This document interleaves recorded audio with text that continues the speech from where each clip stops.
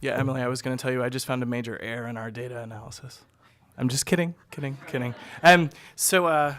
Is this okay? I usually just wander around, so I don't use mics well.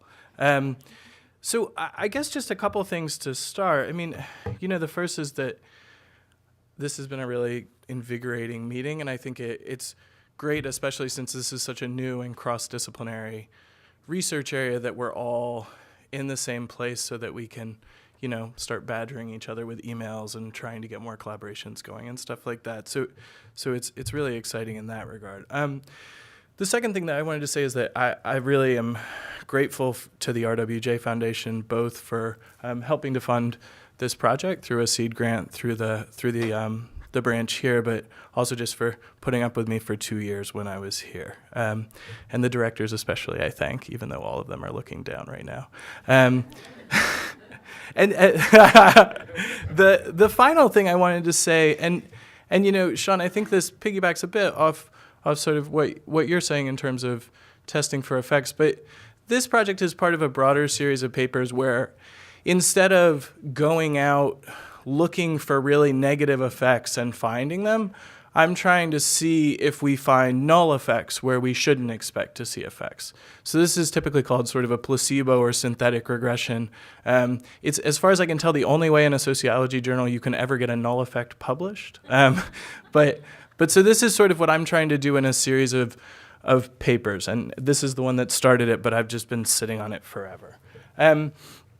So in that vein, I'm going to ask two specific research questions today. First is the incarceration rate associated with population health and age-specific mortality rates in wealthy democracies. And second, are these relationships different outside of the U.S.? Now, I should just preface all of this by saying the models that I really want you to pay attention to are the ones where I throw the U.S. out. And in fact, my argument throughout is going to be that our model is essentially misspecified when we include the U.S. in the model, because it's such an outlier on incarceration that it drives our entire point estimate, regardless of what estimation strategy we use. And so I really want you to focus on the models that basically show null effects, rather than these weird incarceration or these weird sort of models that include the U.S. where we get these pretty odd estimates. So why population health? I usually make a joke about because the RWJ funded me, but I think that would maybe get me in trouble here. So first, life expectancy at birth and the infant mortality rate are generally considered really good measures, not just of health, but also population well-being more broadly. And I think if we think about societies that have high life expectancy at birth or low infant mortality rates, we generally think of those as being places where things are going pretty well, and places that do very poorly, on the other, as places that things aren't going very well. The other reason is that the U.S. is sort of pulling away from the pack, but not in a good way. And so I think, especially for how we think about population health in the U.S., but also sort of racial disparities in population health in the U.S., it's especially important to think about these issues. So if population health is great because it's so broad, age-specific mortality rates are really nice because they're so narrow. And so I think there are a couple of things that are important about this. So first, it can show where there's a concentration of effects. And this is another sort of way of having essentially a whole series of placebo analyses embedded in a paper. And then we can also test for implausible effects on the basis of age and sex, which can strengthen the arguments that I'm trying to make here. Or hopefully. I mean, if the results don't cooperate, they could totally destroy my case. So I'm going to talk about 3 different ways in which incarceration could affect population health. And I'm going to start by how it could help population health.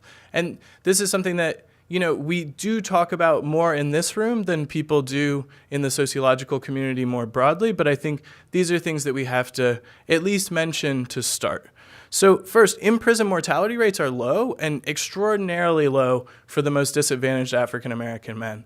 I mean, I think if you think about a finding in a field that holds up across every study, man, is that one that does well. I mean, I just think nothing else holds up the way that does. Now, it means something else from what we might think that we can talk about in the Q&A, but I think for now that's the first thing to think about. The second thing is that incarceration has some crime-fighting benefits. We can endlessly debate how big those benefits are, but even the low point estimate that people talk about now still does suggest some crime-fighting benefits. And then the other issue, and what I'm thinking about here is actually another former RWJ scholar's work, but Pat Sharkey has shown that crime and exposure to violent crime especially has really substantial health and mortality costs. And so there's sort of a number of ways in which incarceration could help population health, right? These are pretty clear mechanisms, I think. In terms of hurting population health everywhere, and these are things we've talked about a bit more today and yesterday, but first, post-release mortality rates are high, right? I mean, sorry, I had to find you in the audience, Ingrid. So if you think about some of Ingrid's stuff, I mean, it's the SMR is 12.7 in the first 2 weeks after release or something in your 2007 paper. And I mean, that's just extraordinarily high. I mean, it's like the 41% thing from Becky's example, I think. The other thing is that rates of infectious and stress-related diseases are really high. So Mike Masoglia, who's back there, has this really seminal paper from 2008 in Journal of Health and Social Behavior where he really nicely lays that out. And so I think we can think about ways in which incarceration could hurt population health everywhere on the basis of that. Now, I think where things get tricky, and this is sort of where the placebo starts, I guess, is that there are a lot of ways in which incarceration could affect health distinctively in the United States relative to other places. And I don't want to belabor these arguments because I think they're things that we've been talking around, if not talking about directly for the last 2 days, but I think they're still worth mentioning. So first, for incarceration to do serious harm to population health, it really has to spill over in some way. Now, that's not to say that for a specific subpopulation, like African American men with low levels of educational attainment, that it would have to spill over. But if it's going to affect the health of African American women or sort of broader communities of folks who don't experience incarceration, it does actually have to spill over. It can't just affect the individuals who cycle through the system. But I think, as Todd Clear has shown, and I think when we think about incarceration more broadly, I think this it at least makes sense to me, but this only happens at very high rates of incarceration. So you shouldn't have a lot of these negative spillover effects when you have an incarceration rate of 60 per 100,000 for sort of a whole host of reasons. So there is a little prior research directly on point just to sort of get us warmed up for the test that I'm conducting. So state-level research in the U.S. supports two key conclusions. First, imprisonment is associated with worse population health and increases in black-white disparities in population health. And second, there do look like there are some protective effects on young, high-risk men. So increases in imprisonment between 1980 and 2005 in the U.S. do look like they significantly decrease the mortality rates of African American men between the ages of 15 and 24. And so it does look like there are these protective effects. So based on all this, I have a couple predictions, and I'm going to try to move through these pretty quickly. So first, imprisonment should only be bad for population health in the U.S., which is going to drive the findings in the full sample, so the models that I want you to ignore, essentially.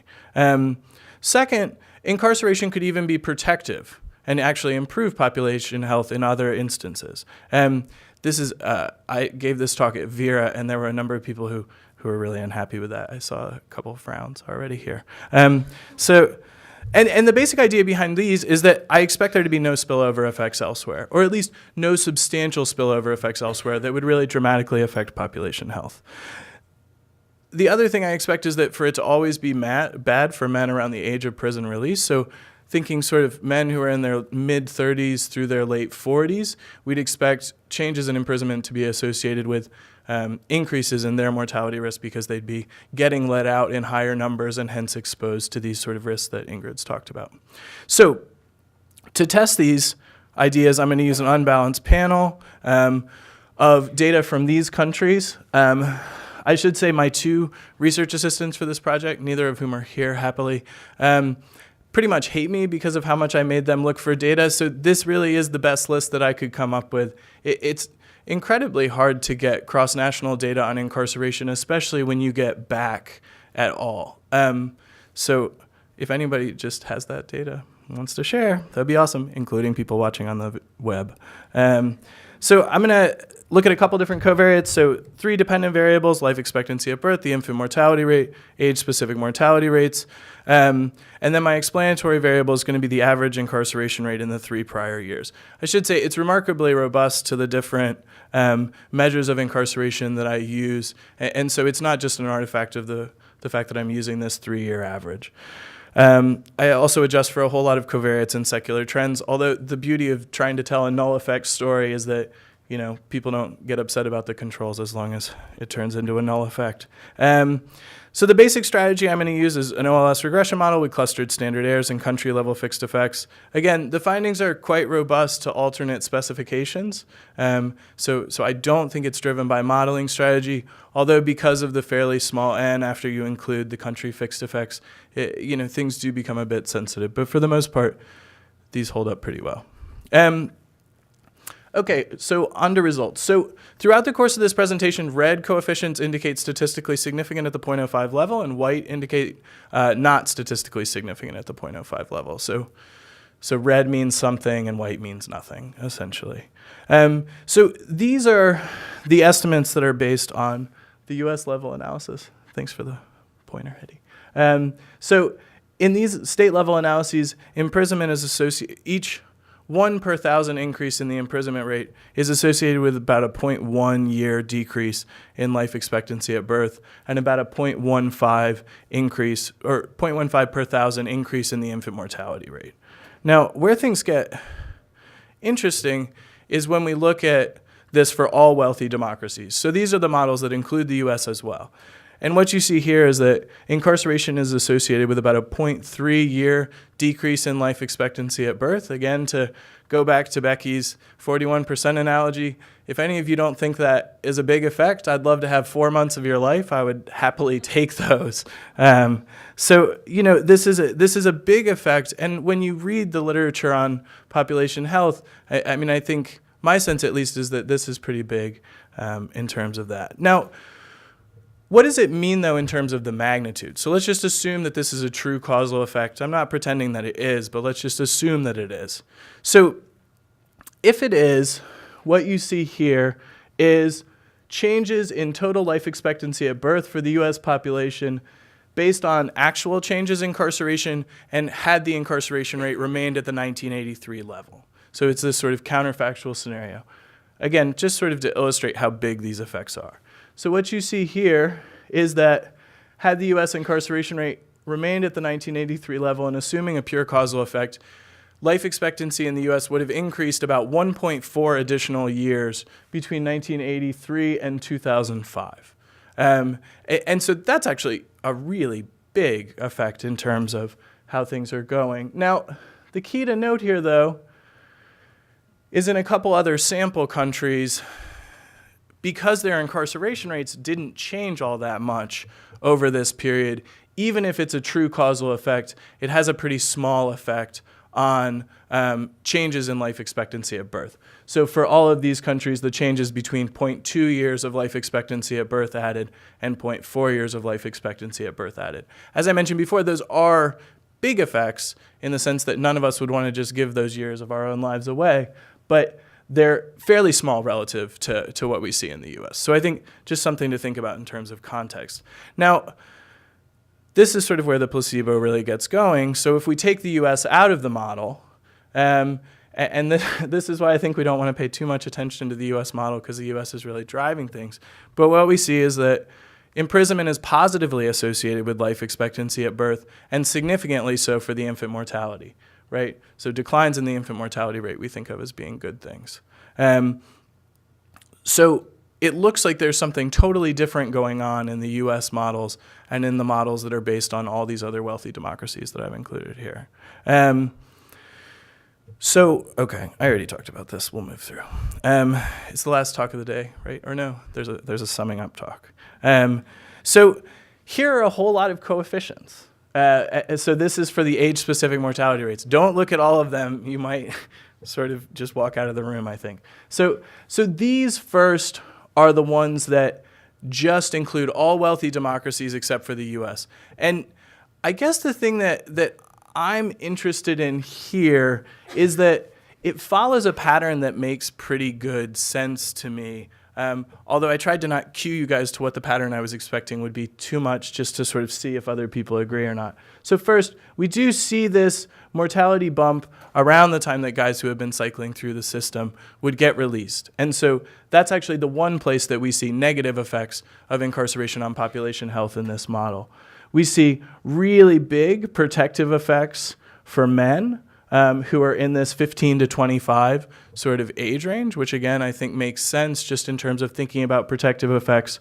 We also see substantial protective effects of incarceration on the mortality rate of the young, and especially on infants. Now, there are two possibilities here, neither of which I'm saying are good things. I'm just throwing them out there as possibilities. I mean, the first is that in a country where the incarceration rate is 60 per 100,000, the folks who get put in prison are much more likely to be pretty bad parents relative to a country like the US where our incarceration rate dwarfs that. And so I do think there's the possibility both that limited fertility is leading to less children being born who would be at extremely high risk of mortality in the first couple of years.